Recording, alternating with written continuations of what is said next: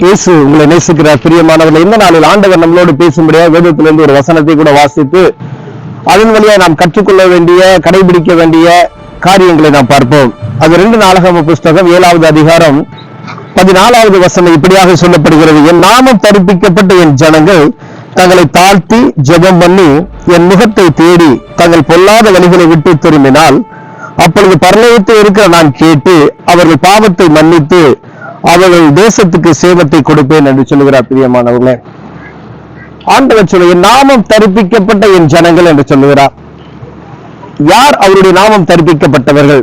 இயேசு கிறிஸ்துவை சொந்த இரட்சகராக ஏற்றுக்கொண்ட ஒவ்வொருவரும் அவருடைய நாமத்தை தரிப்பிக்கப்பட்டவர்கள். அப்படி என்றால் என் நாமம் தரிப்பிக்கப்பட்ட என் ஜனங்கள் தங்களை தாழ்த்தணும் அப்படின்னு சொல்றார். அப்ப அவரை ஏற்றுக்கொண்ட பிள்ளைகள் நாம் அவரை தாழ்த்தாமல் இருக்கிறோம் ஆண்டவர் பார்க்கிறார். பிரியமானது, என் நாமம் தரிப்பிக்கப்பட்ட என் ஜனங்கள் ஜெபம் பண்ணி, அப்ப ஜெபமும் பண்றது இல்லை அப்படின்றதுதான் அந்த இடத்துல நமக்கு அர்த்தம். ஜெபம் பண்றது கிடையாது. என் முகத்தை தேடி அவரை நோக்கி பார்க்கிறது கிடையாது. என் முகத்தை தேடி தங்கள் பொல்லாத வழிகளை விட்டு மனம் திரும்பணும் அப்படின்னு சொல்லி, அப்ப பொல்லாத வழிகளில் அவருடைய நாமம் தரிப்பிக்கப்பட்டவர்களாக நாம் இருக்கிறோம் என்பதை ஆண்டவர் சொல்லுகிறார்.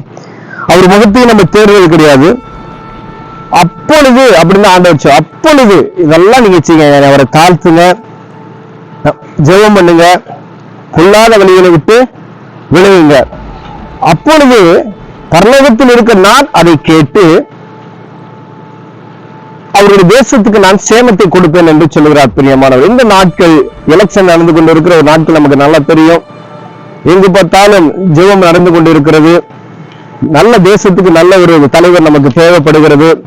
ஆனா ஆண்டவர் என்ன சொல்லுகிறார்? என் நாம தரிப்பிக்கப்பட்ட என் ஜனங்கள் அவர்களை தாழ்த்தி ஜெபம் பண்ணி அவர்கள் பொல்லாத வழிகளை விட்டு மனம் திரும்பி அவர் சமூகத்தை நோக்கி பார்க்கும் பொழுது நான் அவருடைய ஜெபத்தை கேட்டு பரலோகத்தில் இருக்க நான் அதை கேட்டு அவர் தேசத்துக்கு நான் சேமத்தை கொடுப்பேன் என்று சொல்லுகிறார். பிரியமானவர்களே, ஆண்டவர் அவருடைய பிள்ளைகளுக்கு விசேஷமா நம்ம தான் செய்யணும். அதை அவர் என்ன சொல்றாரு?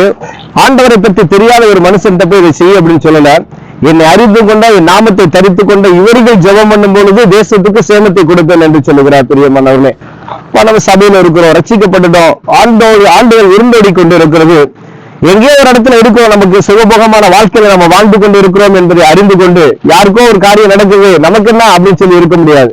ஏன்னா அவங்களுக்கு நடக்கிற நாளைக்கு உங்களுக்கு நடக்கும், நமக்கு நடக்கும் அப்படின்றதை மறந்து போய்விடக்கூடாது. பிரியமானவர்களே, அதனால் கர்த்தருடைய பிள்ளைகள் தேவ சமூகத்தை நோக்கி பார்க்கும்படியான நாள் அழைக்கப்படுகிறோம். ஒருவேளை பெருமை நமக்குள்ள இருக்குமே, நம்ம தாழ்த்தணும்.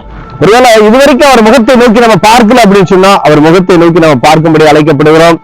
ஒருவேளை நம்ம பொல்லாத வழிகளை விட்டு பாவமான காரியங்கள் நமக்குள்ள இருக்குமையினால் அந்த பாவத்தை எல்லாம் மன்னித்து அவர் தேசத்துக்கு சேமத்தை தரலாம். அப்ப ஒருவேளை நமக்குள்ள காணப்படுகிற பாவங்கள், நம்ம பாவம் எதெல்லாம் இல்லைன்னு நினைக்கிறோமோ அதெல்லாம் நமக்கு பாவமாய் காணப்படுகிறது. ஒருவேளை சின்ன காரியம் தானே அப்படின்னு நம்ம ஆண்டவருக்கு அது பாவம்.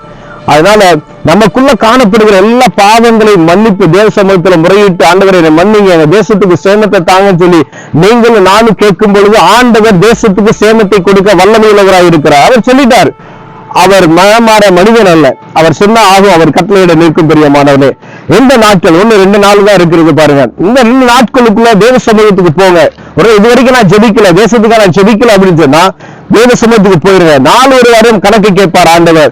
அப்பொழுது தேசத்துக்காக நீங்க ஜெபித்தீங்களா அப்படின்னு ஆண்டவர் சமூகத்துல நம்ம போய் நிற்கும் பொழுது, கணக்கு கேட்கும் பொழுது நாம் குற்றமற்றவர்களா நிற்கும்படியார் ஒவ்வொரு சபையும் ஒவ்வொரு தனிப்பட்ட விசுவாசியும் தேவ சமூகத்துக்கு போய் தேசத்துக்கு திறப்பில் என்று ஜெபிக்க முடியாது. இந்த நாள் ஆண்டவர் உங்களோடு என்னோடு பேசிக் கொண்டிருக்கிறார்.